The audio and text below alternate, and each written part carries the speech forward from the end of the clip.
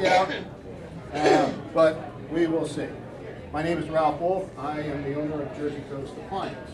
We have been serving your community now for 34 years. We are a family-operated business. Okay, we are a community-minded business. That's why we're involved with the chamber, and this is why we're here tonight to try to give you information that you ordinarily would not get from pretty much anywhere, unless you knew to go and research this. We're going to be talking about indoor air quality, okay? And there's a lot to it. Anybody here like really skeevy about bugs and stuff like that? Are you? Well, you're in a good spot right there because probably you're not going to be able to see it. So why don't we get started, and I'll answer any questions. By the way, I am NATE certified, as we talked about looking for a NATE certified contractor. And just to make mention it, in my opinion, any good contractor, when you're dealing with rebates, will do all that work for you. Okay? We do in our office. We send it off to New Jersey Natural Gas or the JCP&L. Any good contractor should be able to do all that for you. Explain what NATE is. That is a certification from the National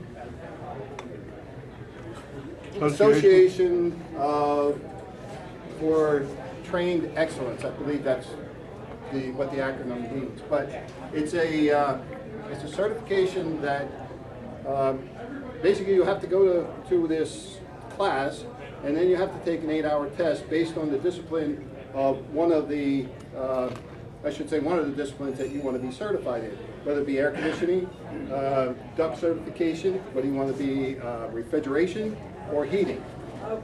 Okay, so there are different categories, and you take different tests for each one. North American Technician Excellence. Thank you. North American, that's what it is. What is it? North American. All right, let's talk about indoor air quality, because a lot of us think that just because we get nice hot or cold air out of our registers, that quality of the air inside our home is clean. Well, basically it's not. And especially now, the reason we wanted to bring this presentation to you is because of all the mold issues that we're dealing with. The mold can be very hazardous to your health, okay? Basically what we're talking about is there are certain risks that you have to take every day. Risk of getting out and driving a car, maybe some of us are afraid of flying, but we do anyway. The one thing that we shouldn't, here's this key here, we shouldn't have to take a risk on is indoor air pollution. Okay, and as you'll see as we go through this program, there's a lot of it out there. Okay, the average American spends 70 to 90% of their time indoors. Would you guys agree with that? Anybody disagree? I spend most of my time in my office. But okay. Can you see that okay? Yeah. Okay. But when the bugs come up, you're good. All right. Indoor air is up to 5 times more polluted than the outdoor air. These are facts. And by the way, a lot of the information that I took for this presentation is on the EPA website. And we have some handouts for that too. The average home in winter is drier than the Sahara Desert. Is that true or false, you guys? What do you think? True. Yeah, and what happens with hot, when it gets heated, it dries out, and then... We know it's over. Yeah, okay. All right, so how dry is your home? Average home in the winter is between 5 and 15%. I know Ken likes his at about 35 to 40, which is a good place to be. Death Valley is 23% relative humidity. The Sahara Desert is 25%. What we recommend in the industry is 40 to 60% relative humidity year-round. Okay? And why? Because if you look over here, you see this chart, and I apologize, it's a little unclear, but bacteria at low humidity grows very, very quickly. Viruses grow very, very quickly at low humidity. Dust mites grow and are more populated in higher humidities. So there's a balance here. Dry nasal passages, as we were talking about. How many people here wake up with maybe a nosebleed and you can't, throat is all rough, and that's because it's too dry in your home. Allergy and asthma, another big one.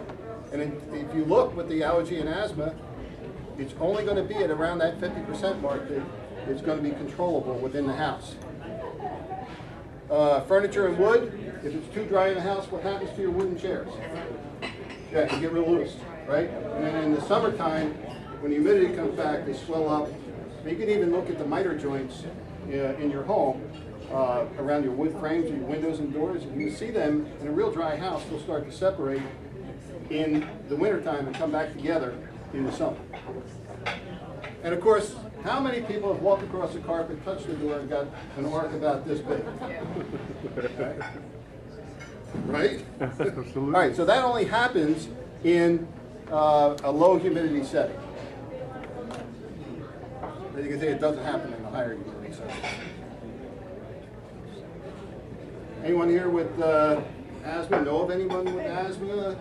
Right? Okay. Another reason to keep your home humidity at the proper level, so we can keep this under control. And we're going to talk about a few other things that cause asthma. And I'm going to say right now, I am not a doctor. That's my disclaimer. I'm throwing it right out there for you. Okay? So don't ask me any questions about health. I can just tell you what these things can do to you. My doctor friend, Dr. Phil Altieri, did this presentation with me. He's not here tonight, but he could answer that question. Okay, according to allergy and asthma physicians, and this comes from them, not me, one of the most effective ways to track allergy symptoms is to begin with claiming the allergens in the immediate environment. Wait a minute. Eliminating. I'm reading from the side. Okay, get rid of the allergens in the areas. Minuscule particles that float through the air, such as dust mite particles, various pollens, mold spores, and animal dander. Okay? We're basically here tonight to talk about the mold spores and the dust mite parts that you guys don't even know about. These all can trigger a asthmatic reaction.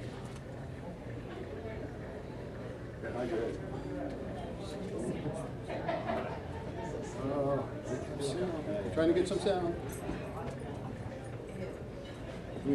Sorry about that.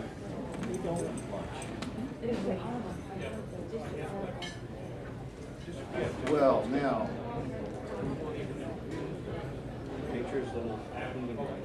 I guess we're not getting the sound. Well, oh, sorry. Can we get sound?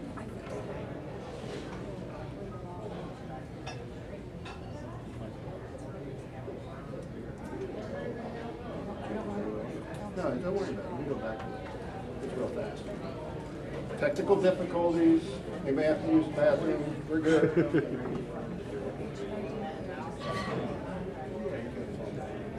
We'll come back. What I'm thinking.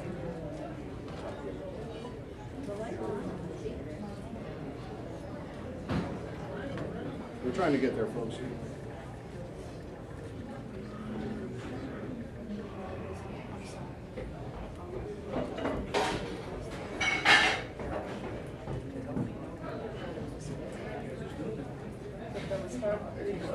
Nice.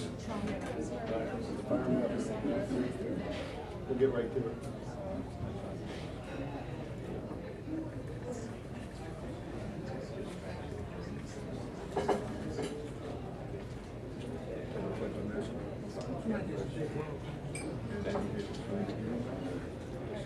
We're going to try this again. I apologize.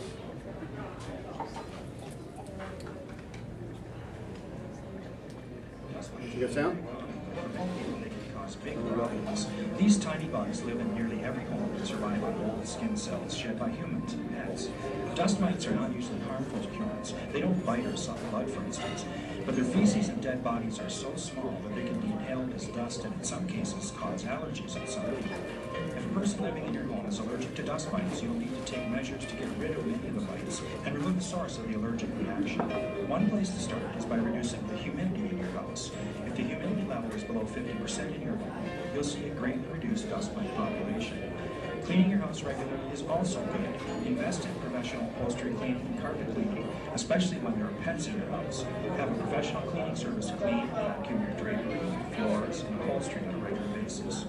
And change the bedding on all beds at least once a week and wash it in hot water to kill any existing mites. While your sheets are in the laundry, vacuum your mattresses thoroughly.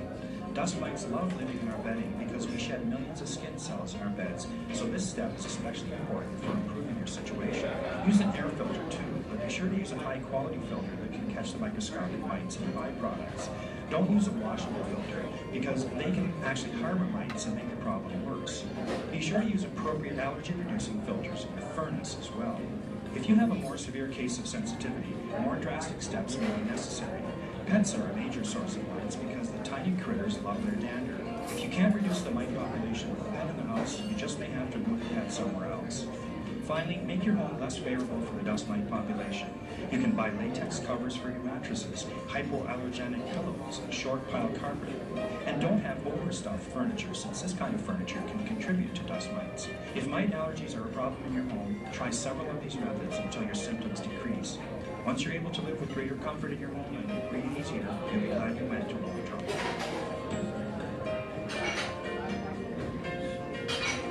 I bet you didn't know that, did you? How many people knew about that? We're not talking bed bugs, we're talking dust mites.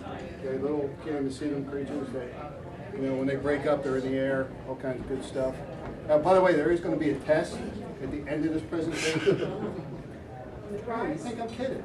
I watched it for And the prize, Ralph, they want to know the prize. It's good. I worked 15 years. All right, I have one more video. In the sofas and beds of even our best kept homes, microscopic dust mites quietly live their lives. Like miniature dinosaurs from a long lost world, their bodies rarely grow large enough for the naked eye to see. Dependent on us for survival, dust mites feed primarily on the flakes of dead skin which our bodies constantly shed.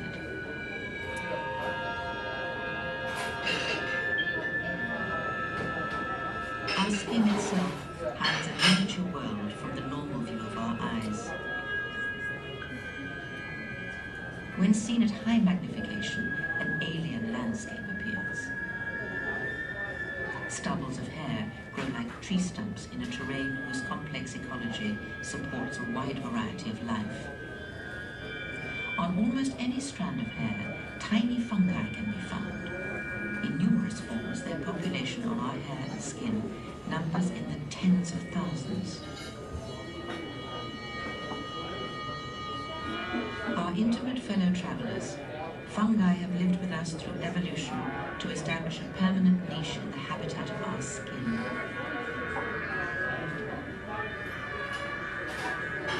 In the roots of everyone's eyelashes live tiny mites called Demodex folliculorum. Apparently they cause no harm, but why they are there and exactly what they do have yet to be discovered.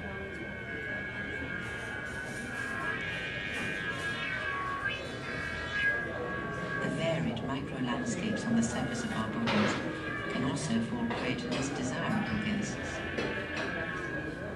Meet Pediculus humanus capitis, the head louse, a tiny and bothersome pest which lives its life firmly attached to a single strand of hair. Sarcoptes scabia, the scabies mite, is a microscopic creature that makes a comfortable home by burrowing directly into the skin.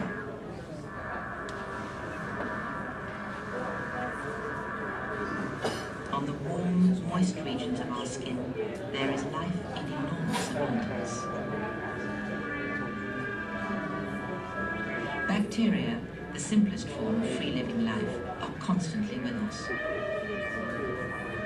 A single bacterium can multiply to more than 1 million in about 8 hours, and no matter how much we wash, millions remain on our skin.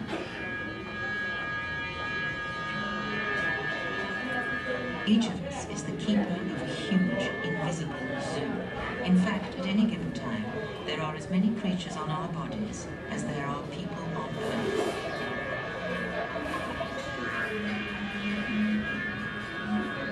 If our numerous companions do not inspire our love, at least we have the consolation of knowing that we are never completely alone.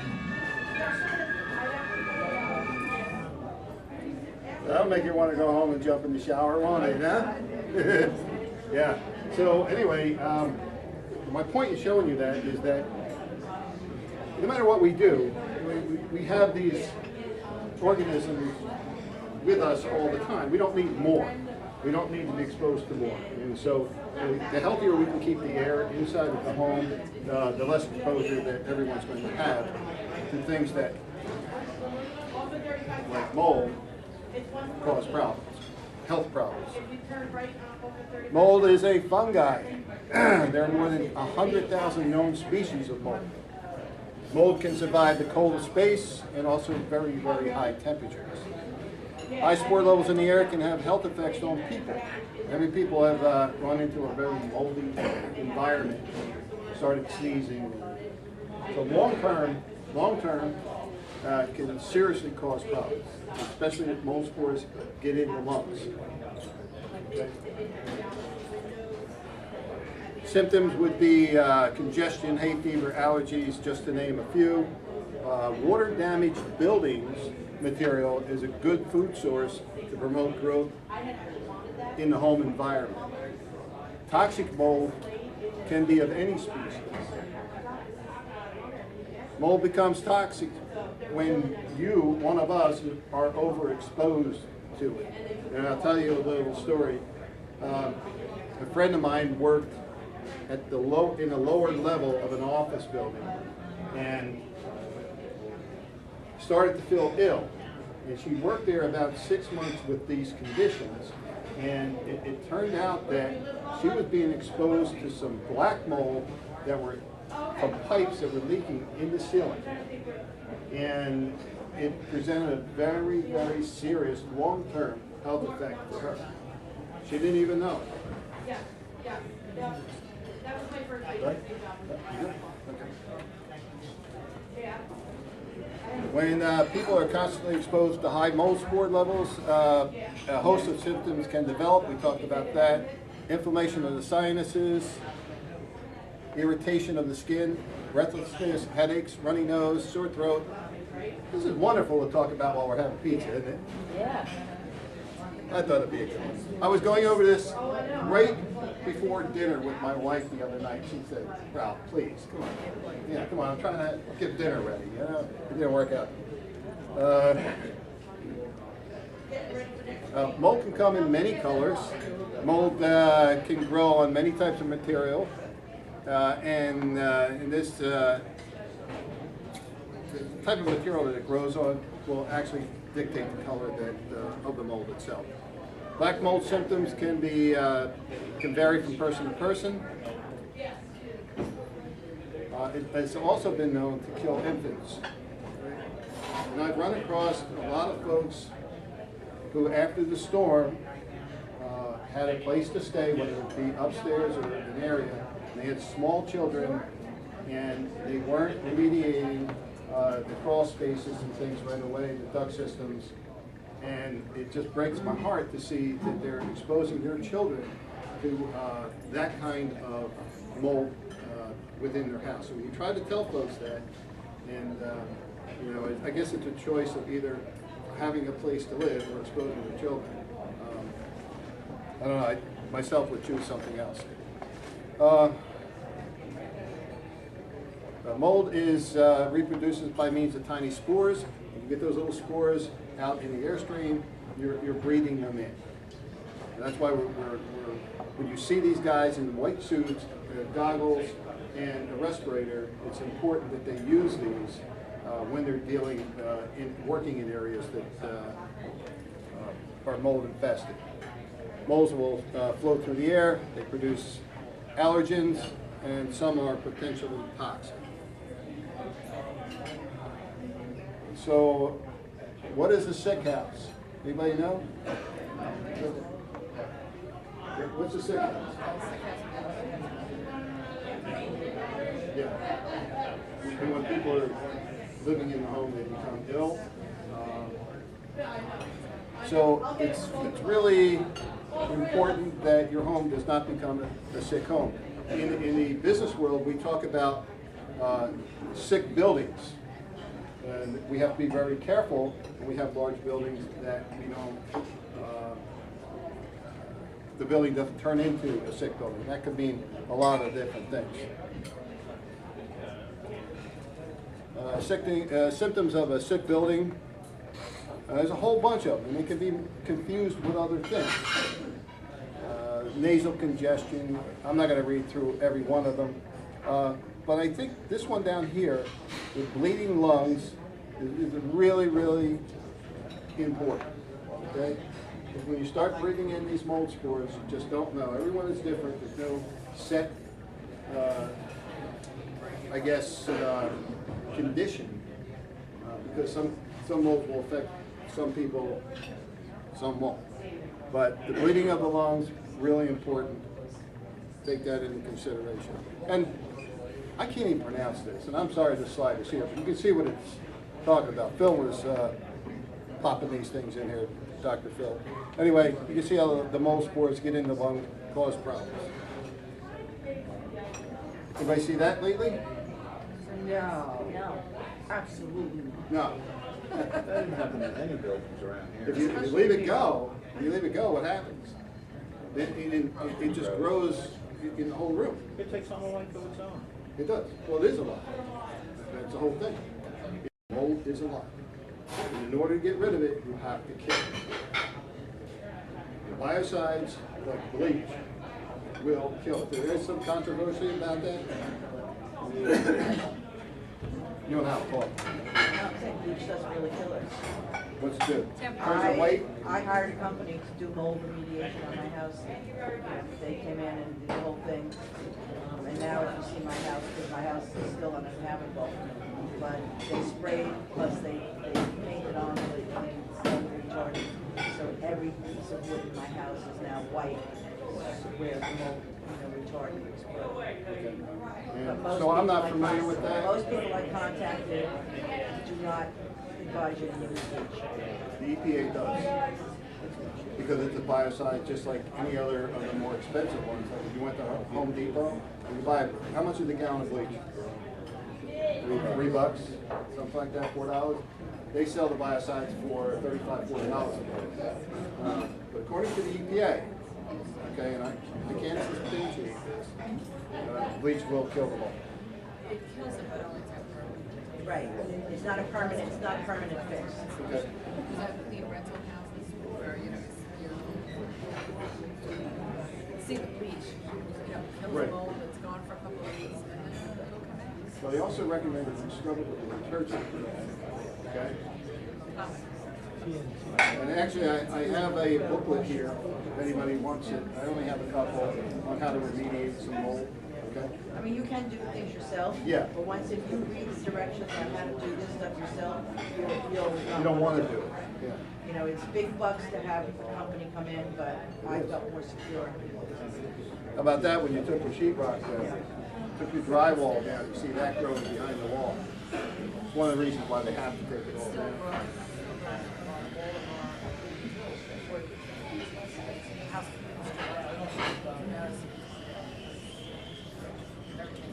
The whole house up looking dirty?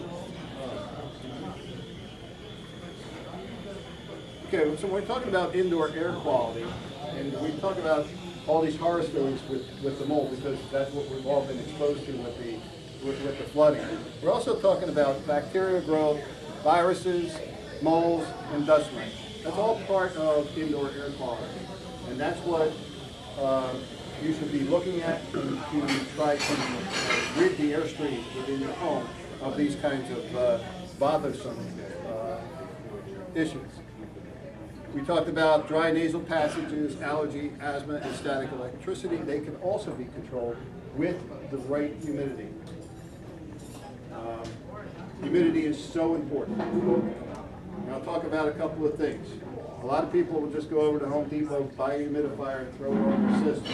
Okay, I'm talking about a whole house system, without knowing how much moisture needs to be put into the air daily.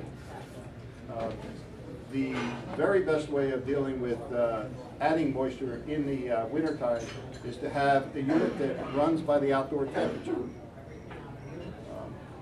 There's a number of brands out there that supply those. You run a thermostat outside, the humidifier knows what temperature it is, and it knows how much moisture to put in the air. If you put too much in the air, then of course you're actually helping the mold grow, okay? If you don't have enough, then you're dealing with the static electricity and all the other symptoms of low humidity. That being said, the air system within the house, when you're talking about a forced hot air system, needs to be designed properly. You don't get the right airflow in the house, you put all the humidifiers on you want, and it probably won't work. Another thing to watch out for is if you get too much moisture in the house, it's going to be in your duct system, and then it's going to create problems within the duct system. More mold. You won't even see it. Electronic air cleaners. As we said, we want to try to keep it in this green area here. So obviously, humidification is going to help with this, but cleaning the air as it's being drawn through your heating and cooling system by using an electronic air cleaner, that will help sweep the spores and everything else out of the air. Everything is being carried.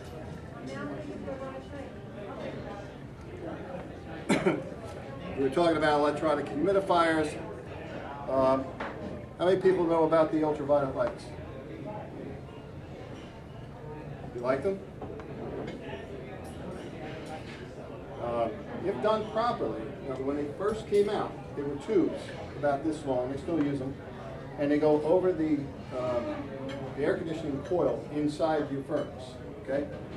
The purpose of that was to help Kill Legionella.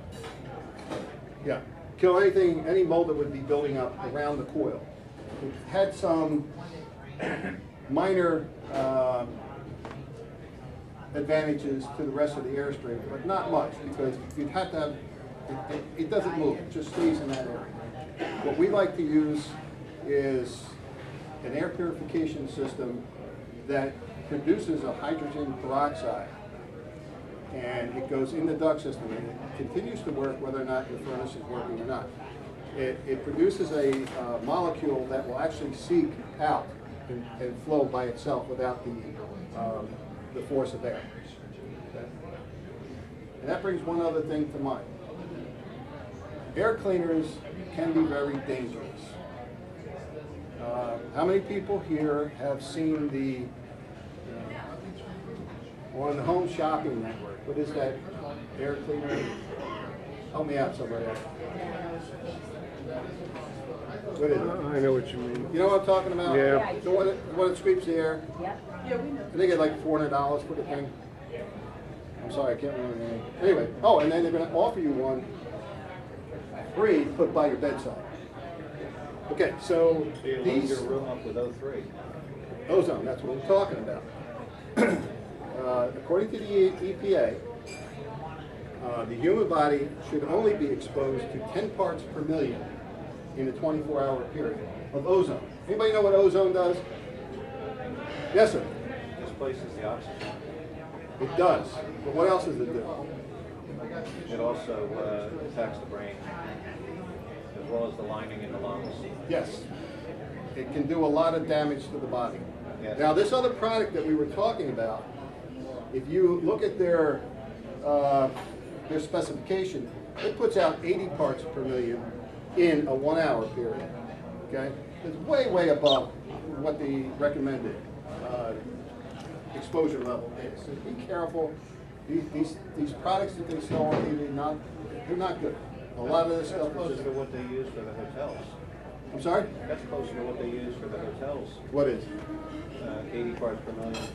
Most of the hotels usually use the ozone units to clean the rooms and freshen the air when they're changing the Well, that's okay, because the non-smoke, or the smoking rooms. I know, my wife smokes, so, you know, I can feel the ozone when I go in there. No, it doesn't stay in there. No, It's it just a doesn't. constant exposure to it.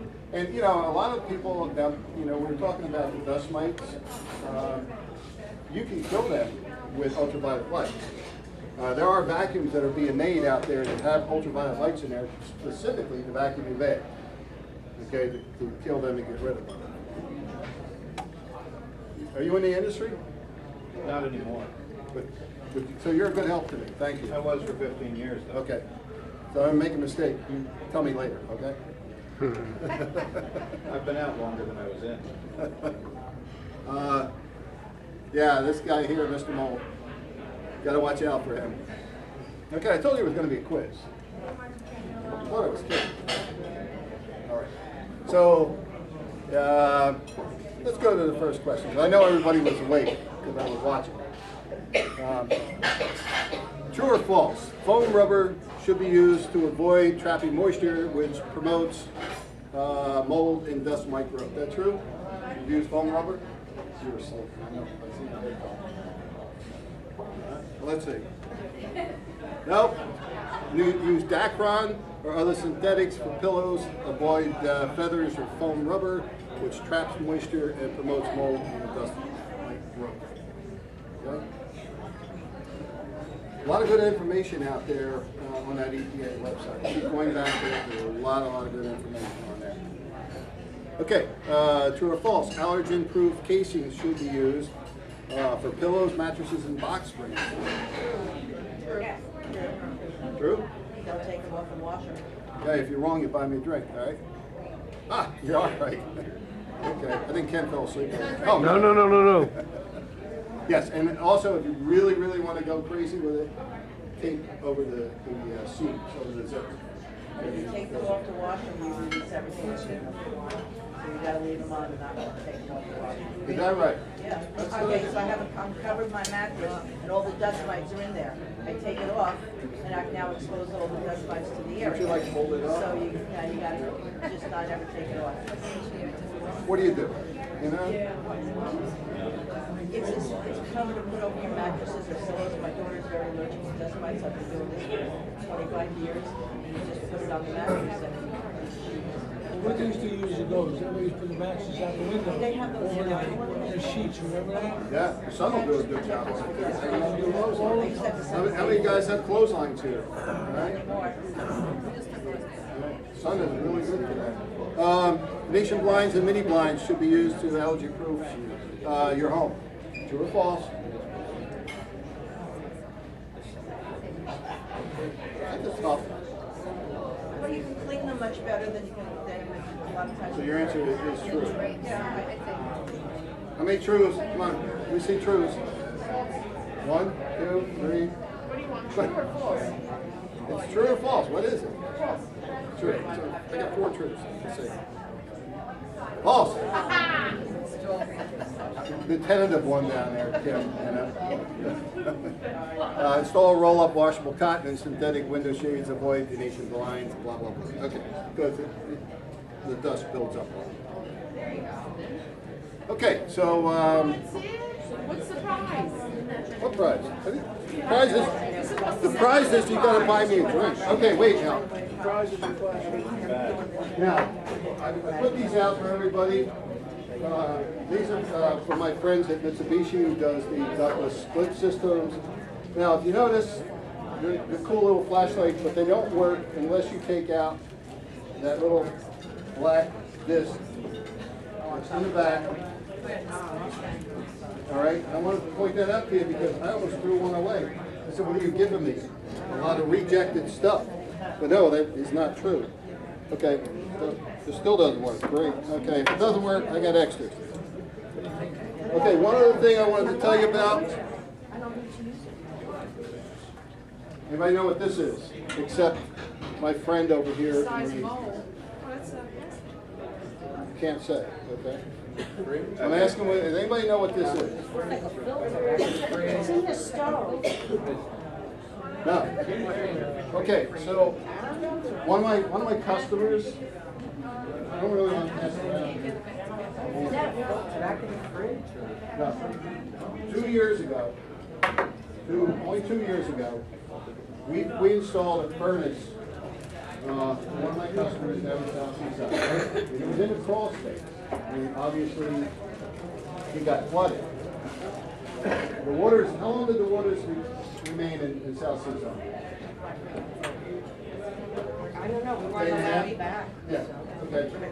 Anyway, after that little bit of exposure to salt water, this is what happened in the heat exchanger in his furnace. So what a heat exchanger does is the flame comes in here and heats everything up, okay? To keep carbon monoxide away from the airstream. This was a brand new furnace, 2 years old. And this is what happened to that heat exchanger. So when people talk to you about replacing your duct system, and you have questions about it, remember this. Okay? Because if this rots through, then more than likely a lot of people in the house are going to be sick or going to die because carbon monoxide is going to flow out through the house. It's a very intricate part of the furnace. Your ductwork is another intricate part of your system. If you have questions about it, call an expert, okay, but it should be replaced if it was exposed to salt water. Salt water carries with it E. coli, bacteria.